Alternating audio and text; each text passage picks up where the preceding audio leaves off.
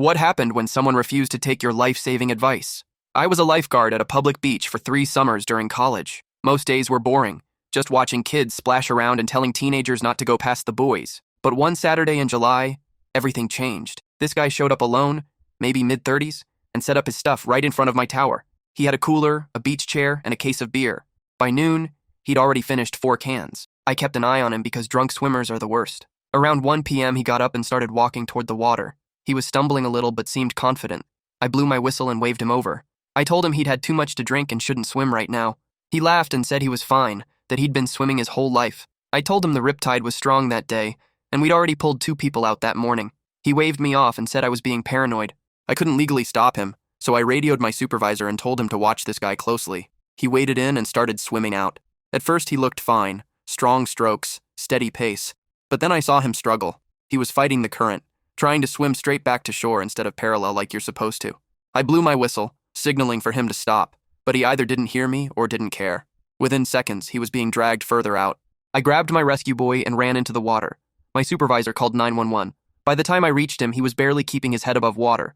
I shoved the buoy at him and told him to hold on, but he was panicking, flailing, grabbing at me instead of the buoy. I tried to calm him down, but he was too far gone. He pulled me under twice. I had to physically pry his hands off me just to get him secured to the buoy. It took everything I had to get him back to shore. Paramedics were waiting when we dragged him onto the sand. He was unconscious, lips blue, not breathing. They started CPR immediately while I stood there dripping wet and shaking. My supervisor pulled me aside and told me I did everything right, but it didn't feel that way. They worked on him for 10 minutes. I watched the whole thing, praying he'd cough up water and wake up. He didn't. They pronounced him dead right there on the beach.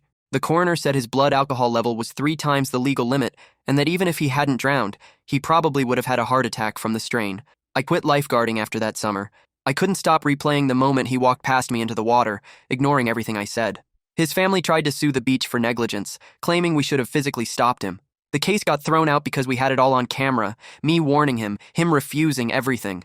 But that didn't make me feel any better. A few months later, his sister reached out to me on Facebook. She apologized for the lawsuit and thanked me for trying to save him. She told me he'd been struggling with alcoholism for years and that this wasn't the first time he'd put himself in danger. She said their family had tried to help him, but he always refused. She told me he had a daughter who was 6 years old and that she'd never see her dad again because he thought he knew better. That message destroyed me. I wrote back and told her I was sorry I couldn't do more. She said it wasn't my fault, that he made his choice. But I still think about him every time I see a beach. I think about how close he was to listening, how one different decision could have changed everything. People always say you can't save someone who doesn't want to be saved. I never understood that until I watched someone drown because they refused to grab the life preserver I was holding out to them.